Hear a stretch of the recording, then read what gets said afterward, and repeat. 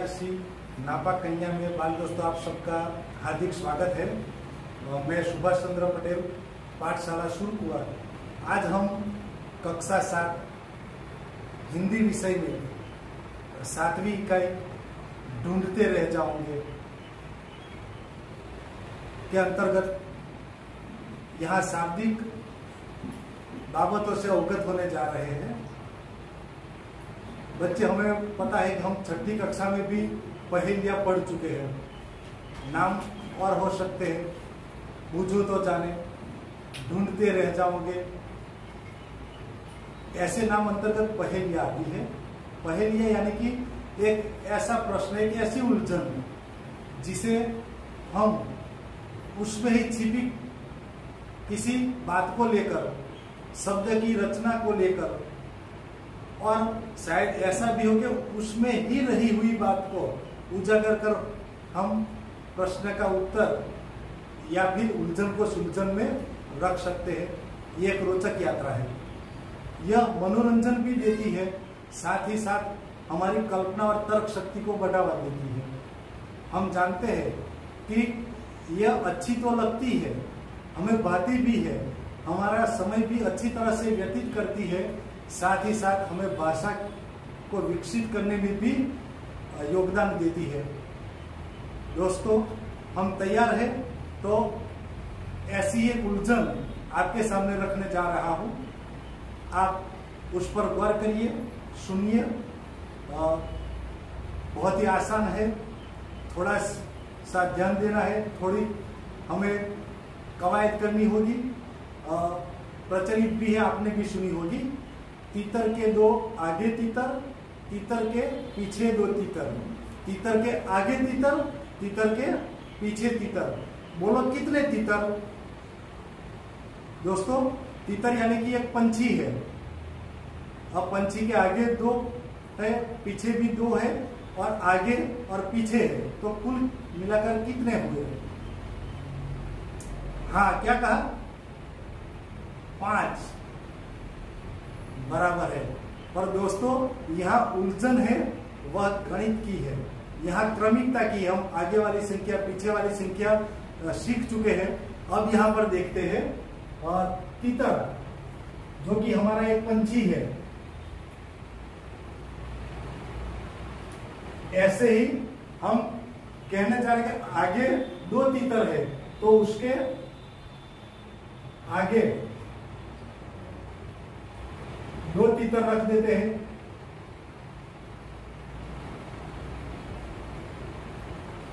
और यहां पर गौर कीजिए कि यहां वाले के आगे 2 है, पर यहां वाले के पहले वाले के पीछे 2 है। अब यहां पर सोचिए कि ये जो तीतर है उसके आगे भी तीतर है, पीछे भी तीतर है, तो कुल मिलाकर होती है 3। यहां पर क्रमिकता के आधार पर हम देखते हैं कि कुछ उलझन जो सीधे तौर पर हमें दिखाई देती है 5, हालांकि है 3। बस दोस्तों, यहाँ पर कुछ क्रमिकताएं है, कुछ शब्दों की उलझन है, जो उनके अर्थ पर से, उनके स्थान पर से हम लेने जा रहे हैं कि सीधी दिखाई देने वाली बात शायद हमें उकेल की ओर, हमें सुलझन की ओर न भी ले जाए, और उसकी चमत्कृति कहाँ है, उसका चमत्कार कहाँ है, और हमने क्या छुपा रखा है, यह देखने जा रहे हैं। यहाँ पर हम देखेंगे एक और, जो कि हालांकि हमारी किताब में रखी हुई है, जिसे देखते हैं कि सोने की वह चीज है जिसे बेचे नहीं सुनार, मोल तो ज्यादा है नहीं, बहुत है उसका भार। दोस्तों, सोने की चीज है। अब हम जानते हैं कि सोने की तो कई चीजें होती है, और यहाँ पर एक और हमें लक्षण दिया गया है कि सुनार बेचता नहीं। सुनार यानी कि सोना और सोने के गहने बेचने वाला। अब वो तो बेच नहीं रहा, तो ये सोना तो होगा नहीं, वो क्या होगा? हम उलझन में आ गए हैं। आगे भी बात है, मोल तो ज्यादा है नहीं। मोल यानी कि दाम, कीमत, मूल्य। अब सोने की कीमत तो हम जानते हैं कि अभी 50,000 से ज्यादा अभी चल रही है बाजार में। तो यहाँ तो कहा गया है कि मोल है नहीं, कीमत उसकी ज्यादा नहीं है। उलझन तो और बढ़ती जा रही है हमारे दोस्तों। सोने की चीज है, सोना बेचता नहीं, उसकी कीमत भी नहीं है, और आगे का हम लक्षण देखने जा रहे हैं। बहुत है उसका भार, और उसका वजन, उसका भार बहुत ज्यादा है। वजन ज्यादा हो तो उसका मूल्य भी ज्यादा होना चाहिए, और यहाँ तो ज्यादा मूल्य भी नहीं है दोस्तों। कुछ तो हमें सुलझन की ओर बढ़ना होगा। चलो हम देखते हैं यहाँ पर कि सोने की चीज कही है, तो मैं यहाँ पर 3 बातें रखता हूं वाक्य के रूप में। आप इसे गौर से देखिए।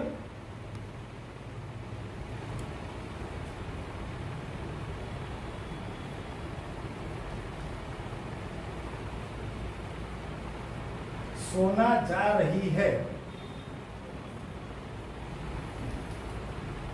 मैंने सोना खरीदा, मैं सोना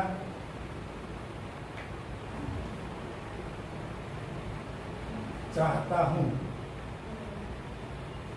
यहाँ पर हम तीनों वाक्यों को गौर से देखेंगे। तीनों में अभी हमारा दिया गया सोना है, और यहाँ पर फिर से देखते हैं सोना जा रही है, यानी कि ये कोई धातु तो है नहीं, तो और क्या हो सकता है? सोना। हाँ, आपने सही कहा, ये बच्चे का नाम है सोना। हमारे इर्द गिर्द आसपास में भी कोई सोना नामक लड़की रहती होगी, तो ये सोना है, वो जा रही है। तो यहाँ एक व्यक्ति का नाम है। यहाँ पर देखते हैं मैंने सोना खरीदा, ये खरीदने की चीज है, यानी कि ये व्यक्ति तो है नहीं, तो खरीदने वाली चीज है, तो यकीनन वह एक धातु ही है। पर यह सोना भी यहाँ पर काम नहीं आने वाला, क्योंकि यदि उस धातु की बात करते तो उसका मूल्य ज्यादा होता, सुनार उसे बेचता होगा, और जो भार ज्यादा हो तो उसकी कीमत भी ज्यादा बनती होगी साथ साथ, तो ये सोना हमारा उकेल नहीं बन सकता।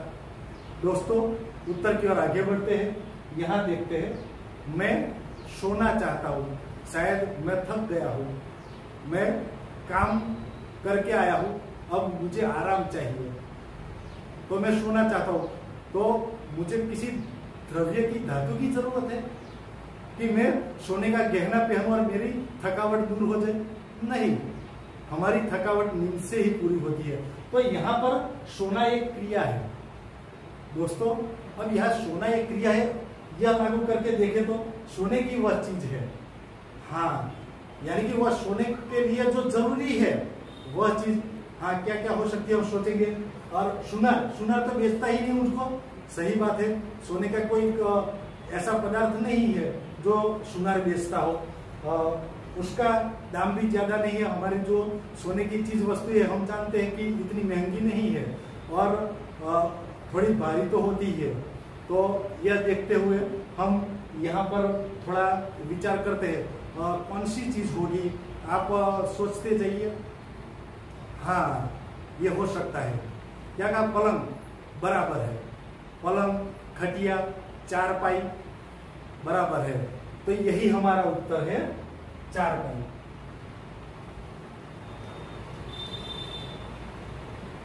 दोस्तों, सुलझन तो आ गई, पर हमें यह भी गौर करना होगा कि यहाँ पर सोना सोना सोना सब जगह पर है, और हर जगह पर उसके अर्थ में भिन्नता आ जाती है, अलग अलग अर्थ होते हैं। वाक्य में हम जब भी ऐसे शब्द प्रयुक्त करते हैं तो हमें यह भी ध्यान रखना होगा कि उसका अर्थघटन कुछ और तो नहीं होता, उसकी समझ सामने वाले के सामने बदल तो नहीं जाती, ये हमें देखना होगा। साथ ही उसे चमत्कृति के रूप में कैसे रखे, यह देखने के लिए हमें ऐसी पहेलियों का निर्माण भी कैसे करना है। तो पहेली बनाना भी है, और शब्द के भीतर छुपे अर्थ में भिन्नता वाले शब्द कौन से है, उसे क्या कहते हैं? दोस्तों, इसे अनेकार्थी शब्द कहते हैं। यहाँ फिर से सोचते हैं कि यदि सोना शब्द है तो यहाँ पर एक लड़की का नाम है, यहाँ पर एक धातु का नाम है, और यहाँ पर एक क्रिया का नाम है। वैसे ही हम आगे बढ़ेंगे। अभी यहाँ पर रुक जाते हैं। धन्यवाद।